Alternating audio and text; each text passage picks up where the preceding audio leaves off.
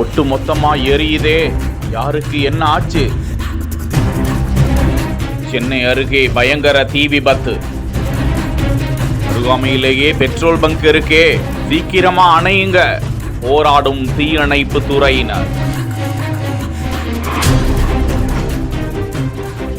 சென்னை கொருக்குப்பேட்டை மணலி சாலையில் நடராஜன் என்பவருக்கு சொந்தமான சுமார் 20 சென்ட் குடோனில் பழைய இரும்பு, பிளாஸ்டிக், பேப்பர், அட்டை பெட்டிகள் போன்ற பொருட்களை சேமித்து அது சம்பந்தமான வியாபாரம் செய்து வருகிறார்கள். இந்நிலையில் அந்த குடோனில் திடீரென புகை வருவதை கண்ட அப்பகுதி பொதுமக்கள் தீயணைப்பு துறையினருக்கு தகவல் தெரிவித்தனர். தீயணைப்பு துறையினர் வருவதற்குள் மளமளவென தீ பரவி கொழுந்து விட்டு எரிய தொடங்கியது.